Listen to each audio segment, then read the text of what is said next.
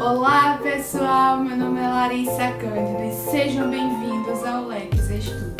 E no vídeo de hoje eu falarei sobre a obra Crítica da Razão Prática.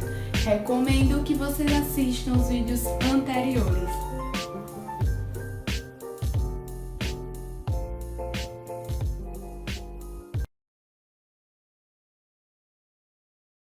A lei moral como imperativo categórico.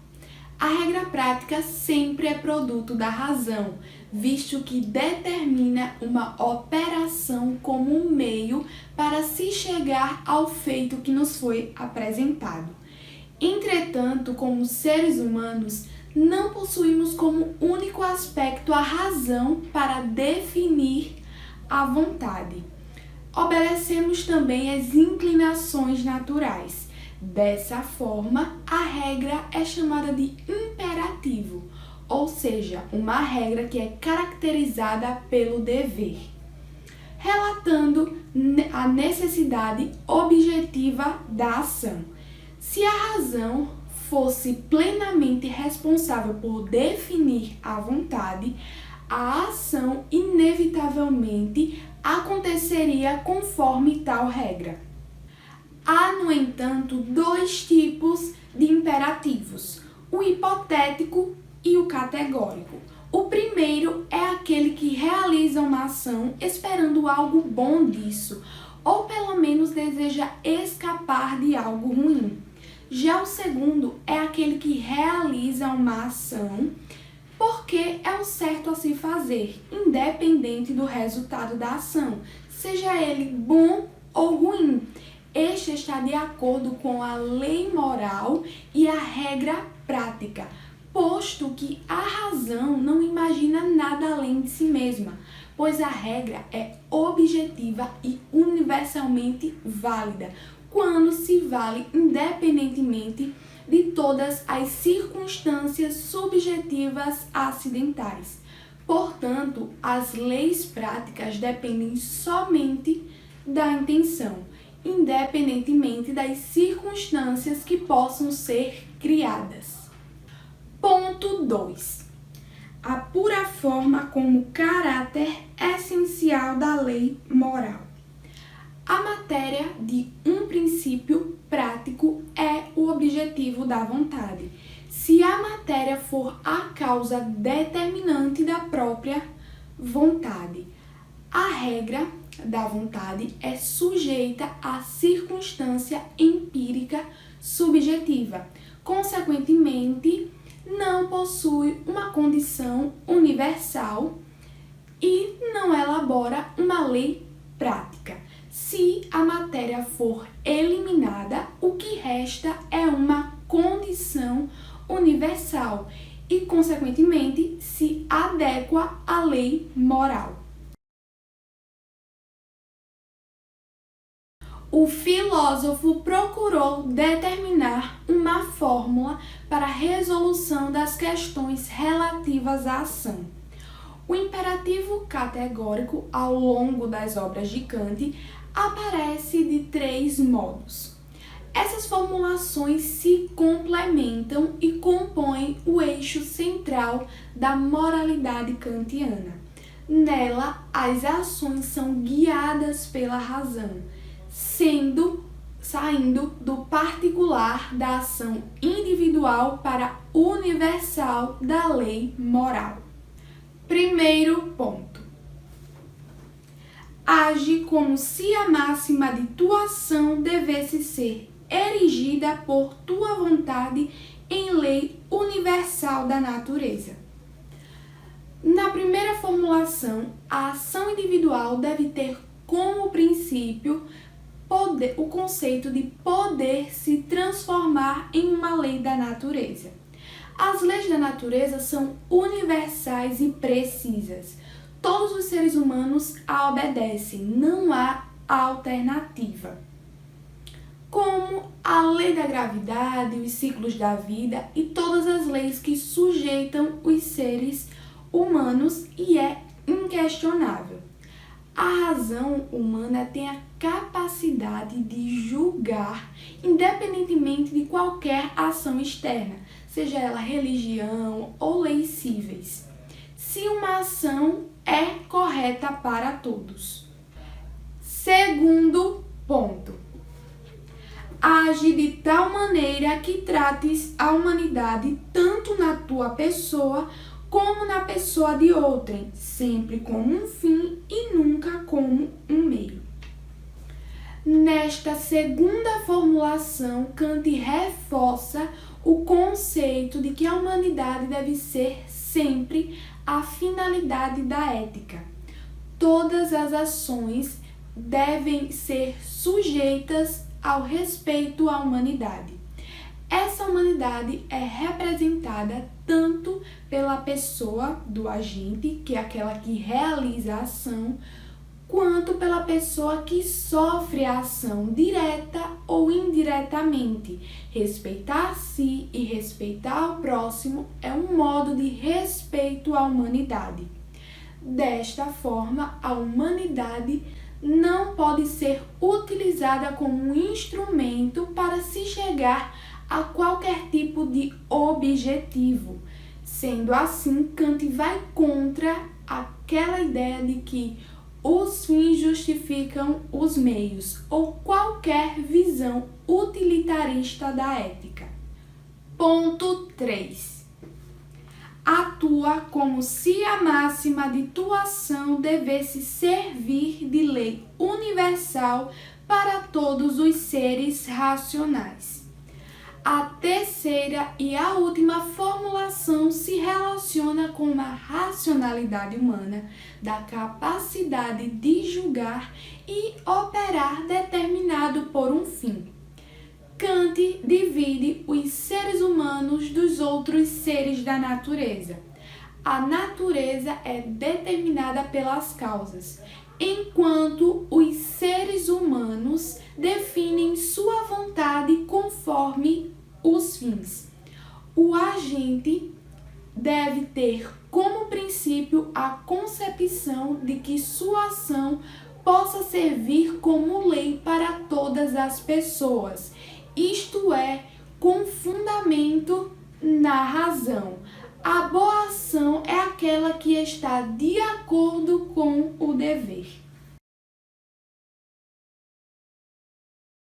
Ponto 1. Má vontade para a qual a pura forma legislativa pode ser a causa determinante, deve ser livre. Para Kant, a capacidade racional é atuar independentemente das amarras biológicas, que são as dores e os prazeres, pois definiu que para a pura vontade, a pura forma existir, é preciso eliminar o caráter empírico subjetivo, que é aquele decorrente das leis naturais. Cria-se uma lei natural no sentido mais rígido da palavra. Diante disso, uma vontade para que possa servir de lei a pura forma legislativa da máxima tem que ser uma vontade livre. Ponto 2. Nós conhecemos que somos livres a partir da lei moral. É preciso compreender que é a liberdade que decorre da lei moral e não o contrário. Isso ocorre porque a liberdade não possui uma consciência imediata e a primeira ideia que ela tem é negativa. Também não se pode concluir por meio da experiência, pois ela mostra um fenômeno e um mecanismo da natureza que são contrários à ideia de liberdade. A lei moral, quando aparece de imediato, tem uma forma a priori. Além disso, já que essa possui dependência do fenômeno ou consciência sensível, já que é uma circunstância de sua existência. É a lei moral que nos leva à liberdade. Ponto 3. Deves, portanto, podes. Suponha que um homem deseja ter relações com uma mulher e diz que deseja isso porque ela é irresistível. Mas, caso ele faça isso, ele poderá ser morto. Possivelmente, após essa ameaça, ele irá controlar os seus instintos. Agora, suponhamos outra situação em que este homem sofre uma ameaça de imediato, uma ameaça de morte, caso não levante falso testemunho contra uma pessoa honesta. Isso tudo a mando de um príncipe. Mas, apesar dele ter amor à sua vida, ele hesita em seguir tais ordens. Portanto, é perceptível que pode, sim, uma pessoa agir pela consciência do dever, reconhecendo em si mesmo a liberdade que só é possível por meio da lei moral. Ponto 1. O respeito como único sentimento moral. O respeito não pode se referir a coisas ou animais, somente a pessoas. É possível sentir admiração ou até mesmo amor, mas nunca o respeito, porque ele está estreitamente conectado com a lei moral, e esta só está presente nos seres racionais. Isso acontece porque, para que eu possa respeitar de fato um homem, eu só posso fazer isso pela sua integridade moral. Assim, somente os seres humanos é quem consegue seguir a lei moral.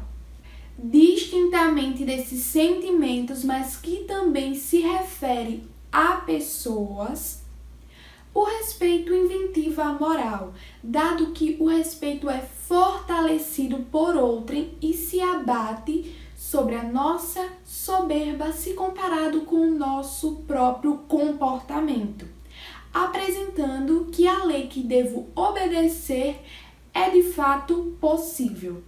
Outro aspecto do direito é que ele não é submetido.